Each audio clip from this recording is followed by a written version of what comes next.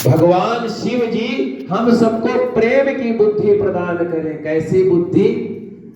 निर्मल मन जन सो मोहि पावा, मोहि कपट छल छिद्र न भावा।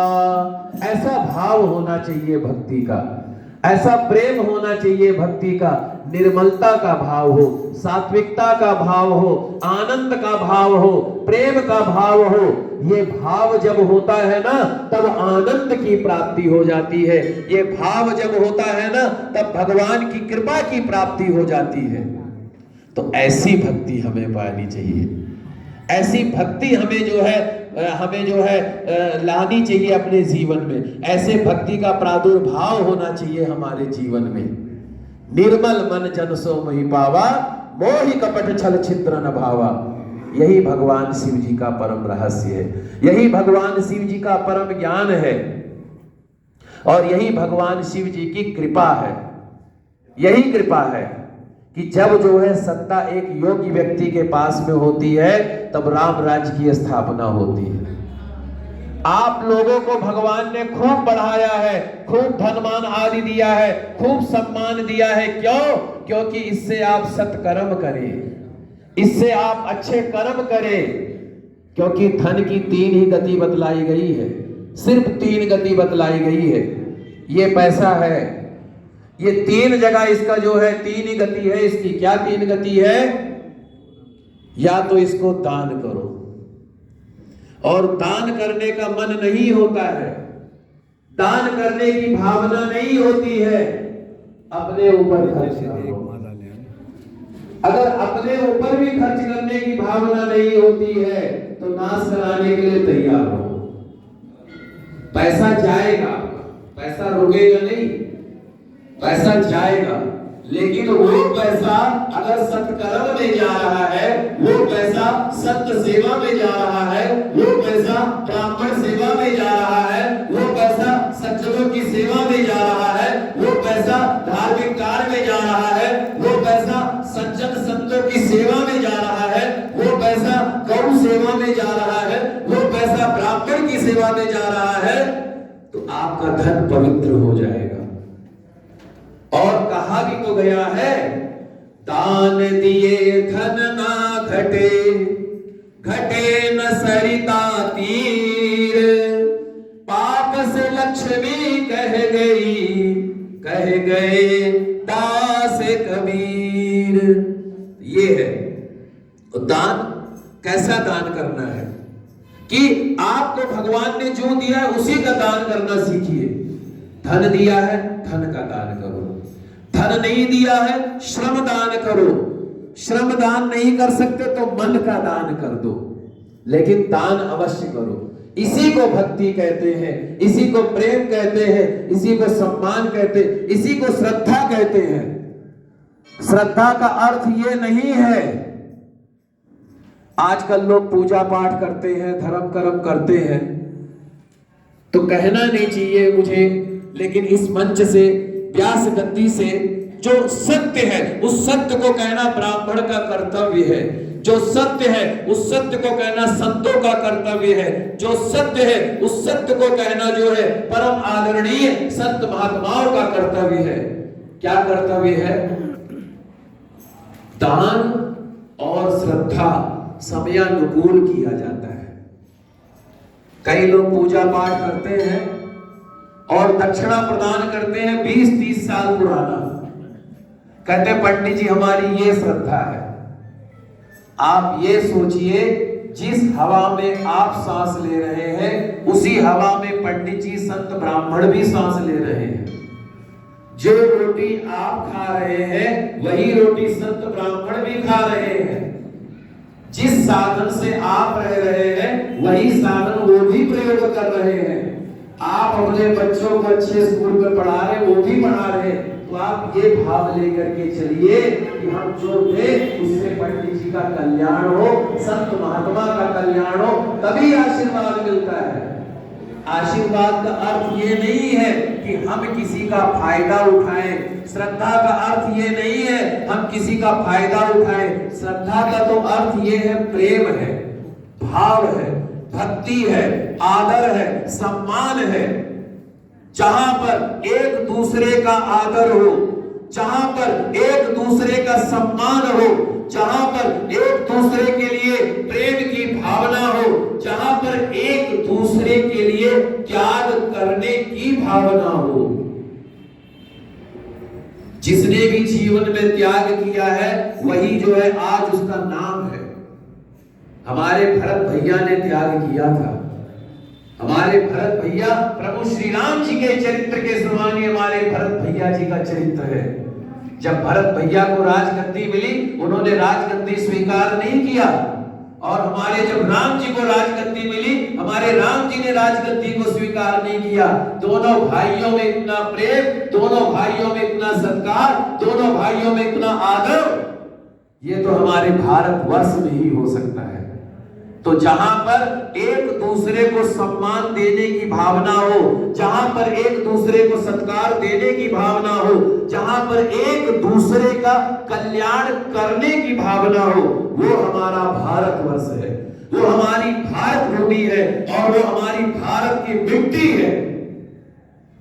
जिस मिट्टी में हमने जन्म लिया है, जिस मिट्टी में हमारे को भगवान ने भरण पोषण दिया है, उस मिट्टी के वंशज हैं हम उन ऋषि मुनियों के वंशज हैं, हम उन देवताओं के वंशज हैं, हम राम जी के वंशज हैं, हम कृष्ण जी के वंशज हैं, हम भगवान शिव जी के वंशज हैं। तो ये भारत भूमि की विशेषता है। ये भारत भूमि का जो है एक मिट्टी का प्रभाव है। कैसा प्रभाव है? श्रद्धा, प्रेम, आदर, भाव। जब कोरोना काल था, उस समय कई लोगों ने एक दूसरे का फायदा उठाने का प्रयास किया।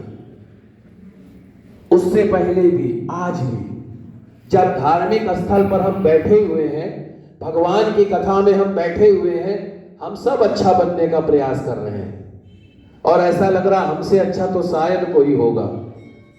लेकिन जैसा कि मैंने कहा, आपके निजी जीवन का व्यवहार ही आपकी असली पहचान है। व्यक्ति को पहचानने का सिर्फ दो ही कारण होता है। अगर आप मुझको पहचानना चाहते हैं, मुझको समझना चाहते हैं, मुझको मानना चाहते हैं, तो दो वजह से आप मुझे पहचान सकते हैं, और मैं आप सबको भी सिर्फ दो कारण से पहचान सकता हूं।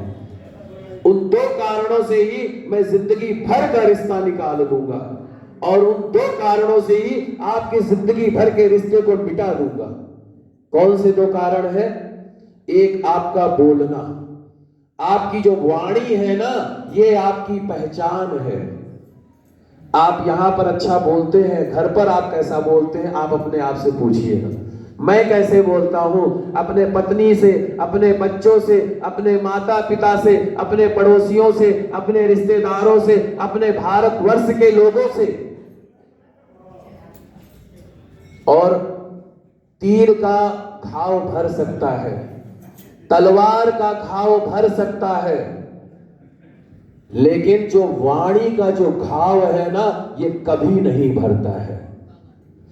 इसीलिए कहा गया है, ऐसी वाणी बोलिए मन का आपा खोए, औरों को शीतल करे आपहु शीतल हो। ऐसी वाणी बोलिए।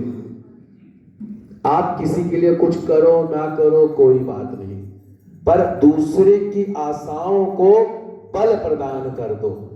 अपने वाणी के द्वारा दूसरों को मार्गदर्शन दे दो। यही बहुत बड़ी उपलब्धि होगी। तो वाणी, और सबसे प्रमुख क्या है? वाणी के बाद में व्यवहार। सबसे प्रमुख क्या है? व्यवहार। पहली बार आपने मुझे कथा के लिए आमंत्रित किया। अब मेरा जो कर्म करने का तरीका है, मेरा जो बोलने का तरीका है, मेरा जो व्यवहार है, मेरा जो उठना है, बैठना है, देखना है, सुनना है, समझना है, इसको व्यवहार कहते हैं। आप आए और मैंने कहा जी इतना नहीं, हमें इतना चाहिए, हम इतना लेंगे, ये करेंगे। व्यवहार खत्म। और जो मिल गया हरि की इच्छा, हरि शरणम हरि शरणम हरि शरणम हरि शरणम, ये भाव आ गया, बड़ा खुश। ऐसे ही आपने समयानुकूल जो प्रदान करना चाहिए वो दिया कि फायदा उठाया। बहुत सीधे साधे हैं, भोले भाले हैं, कुछ भी दे दो मान जाते। ये व्यवहार है।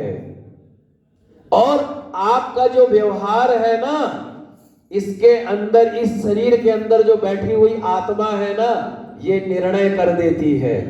क्या ये तुम्हारे साथ जिंदगी भर चलेगा या कुछ कदम चलेगा, ये निर्णय कर देती है। ये व्यवहार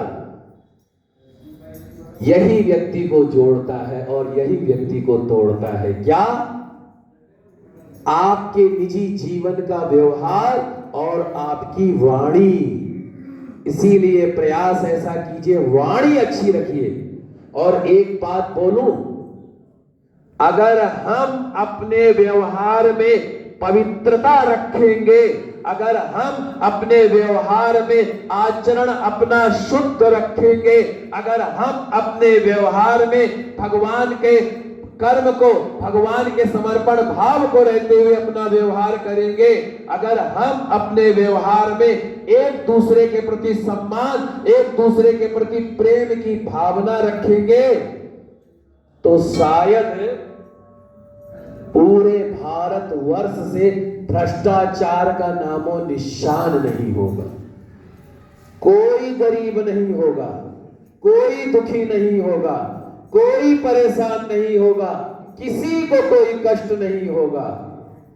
और आपको पता है हम सब लोग दुखी क्यों होते हैं और हम सब लोग सुखी क्यों होते हैं? दुखी इसलिए होते हैं, आप भी दुखी इसलिए होते हैं, मैं भी दुखी इसलिए होता हूं क्योंकि मैं चाहे कितनी भी ज्ञान की बातें बोल लूं, आप चाहे कितनी भी ज्ञान की बातें बोल ले, पर जब तक आप मेरे दुख में काम नहीं आएंगे कोई फायदा नहीं। मैं आपके दुख में काम नहीं आऊंगा, कोई फायदा नहीं। इसलिए दुखी है, हम सब इसलिए दुखी है क्योंकि मेरे दुख से, आपके दुख से किसी का कोई लेना देना नहीं है, किसी का कोई लेना देना नहीं है, इसीलिए हम दुखी हैं। अगर कोई बीमार है और डॉक्टर, अगर उसमें ये भाव आ जाए कि मेरे को अपने मरीज की सेवा करने का मौका मिल रहा है, ये भगवान नारायण है, ऐसा समझ के वो सेवा करे, तो कितनी अच्छी बात हो जाए। टीचर जब बच्चों को पढ़ाता है, बच्चों में भगवान का स्वरूप देख ले, ये मेरे नारायण है, मेरा कान्हा है, मेरा गौ पालक है, मेरा राम है, मेरे भोले बाबा हैं, तो कितनी अच्छी बात हो जाए। ऐसे ही जितने भी प्रकार के काम काज हैं, उन सब में ये भाव हो जाए, हम में ये भाव हो जाए।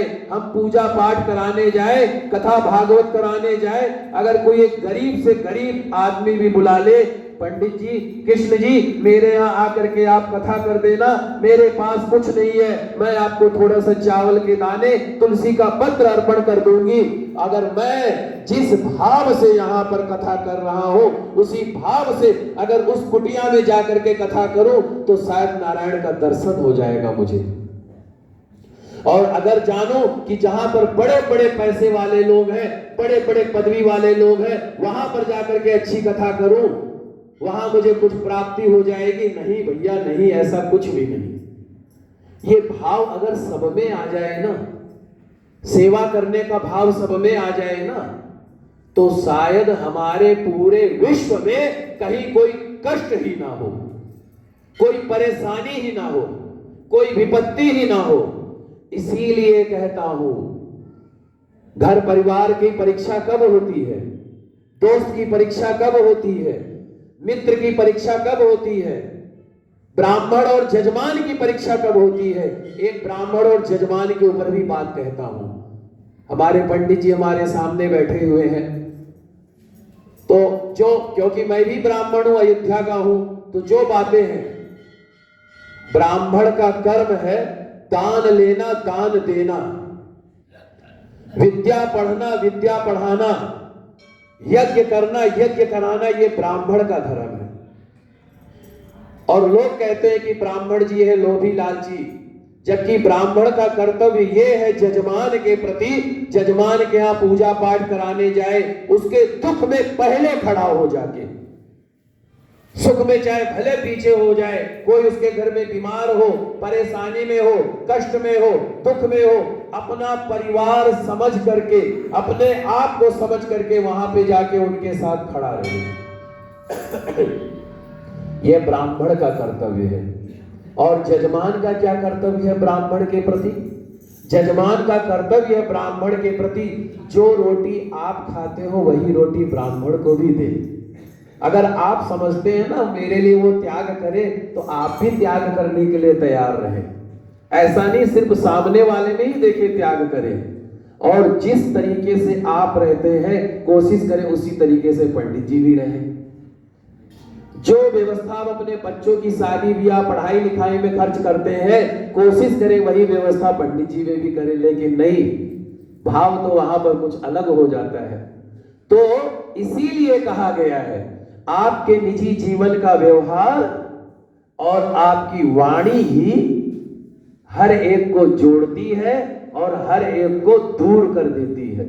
तो प्रयास हमें ऐसा करना चाहिए, हमारे जो निजी जीवन का व्यवहार हो, वस्तुतः हम अपने परिवार में एक दूसरे के दुख सुख में साथ में खड़े रहें, अपने मित्र रिश्तेदारों के एक दूसरे के सुख दुख में खड़े रहें, अपने जो मित्र बंधु बांधव हैं एक दूसरे के सुख दुख में खड़े रहें।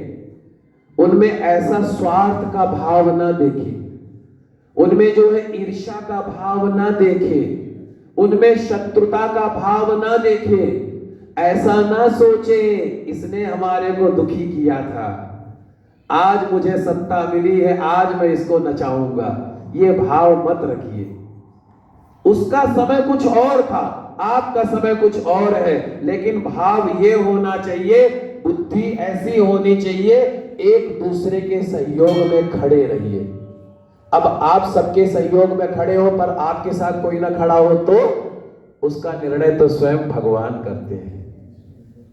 क्योंकि जो वाकई में भोला होता है ना, वाकई में जो सीधा साधा होता है ना, उसके स्वयं भोलेनाथ जी होते हैं। 5 मिनट की कथा सिर्फ, और फिर हनुमान चालीसा का समय हो रहा है जी, सिर्फ 5 मिनट की कथा। ज्योतिष का एक सूत्र बताता हूं। अगर ज्योतिष ग्रहों का संबंध हमारे परिवार से भी होता है, हमारे फैमिली से भी ग्रहों का संबंध होता है।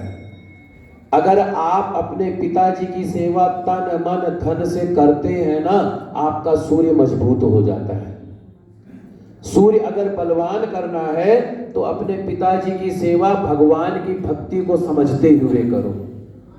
और अगर आप अपने माता जी की सेवा करते हैं, माँ की सेवा करते हैं, प्रेम से तन मन धन से हर प्रकार से, आपका चंद्रमा बलवान हो जाता है। चंद्रमा मन सो जाता चक्षो सूर्यो अजायता, मन का कारक चंद्रमा है। और अगर आप अपने भाइयों की सेवा करते हैं, आपका मंगल बलवान हो जाता है। और अगर आप अपने बुआ बहन बेटी का सम्मान करते हैं, आपका बुद्ध बलवान हो जाता है। और अगर आप अपने गुरु ब्राह्मण अपने बड़ों का सम्मान करते हैं, आपका गुरु ग्रह मजबूत हो जाता है, बलवान हो जाता है। और अगर आप अपने पत्नी की सेवा करते हैं तो आपका शुक्र बलवान हो जाता है। और अगर आप अपने कर्मचारियों में सेवा की भाव रखते हैं, जो आपके कर्मचारी हैं, सेवक हैं, आपका शनि मजबूत हो जाता है, शनि बलवान हो जाता है। और भांजे भतीजों की सेवा करते हैं, आपका राहु केतु बलवान हो जाता है। तो ये ग्रहों का संबंध है हमारे साथ में। सूर्या सौर्य मथेन्द्र रुंच पदवे सन मंगल मंगला सदबोधिं च बुधो बुधस्य गुरता शुक्रं सुखं शंशनि राहु बाहुबलं करोतु सततं केतु कुलस्य योनते नित्यं प्रीतिकरा भवन्तु मम ते सर्वे नकुला गृहा। इस तरीके से नवग्रहों का आशीर्वाद हम सबको प्राप्त होता है। बोलिए श्री गौरी शंकर भगवान की, श्री सियापति रामचंद्र भगवान की जय। नमः पार्वती पतये, हर हर महादेव।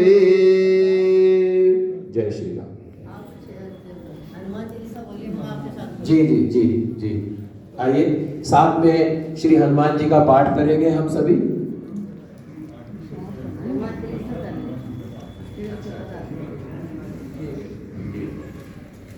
तो आप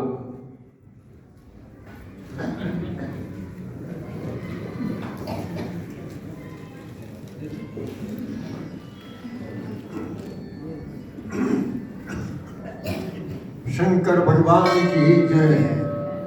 ये महाशिवरात्रि के पावन पर्व पर आयोजित 3 दिवसीय श्री वाजपेयी प्रवचनमाला का आज द्वितीय दिवस है और कल इसके लिए आपका पूर्ण तरह से स्वागत चलेगा। कल इसके लिए विश्राम होगा और कल महाशिवरात्रि का पर्व है। इस बार जिस प्रकार से महाकुंभ के जो नक्षत्र आए हैं उसी प्रकार से महाशिवरात्रि के भी नक्षत्र उसी दिशा में चल रहे हैं। बहुत बड़ा पर्व है और भगवान शंकर तो एक छोटे से अपनी प्रार्थना पर ही बहुत प्रसन्न होने वाले हैं और ये उनके लिए अवसर ऐसा ही है कि सबके लिए इस तरह होता है कि सबको खुशी होती है। भगवान शंकर भी प्रसन्न है, थोड़ा सा भी उनको ध्यान करेंगे तो आपकी मनोकामना आपकी पूर्ण होगी। तो आप कल भगवान शंकर की साधना में, उनके ध्यान में अपने मन को लगाएं और भगवान से उनकी प्रार्थना करें।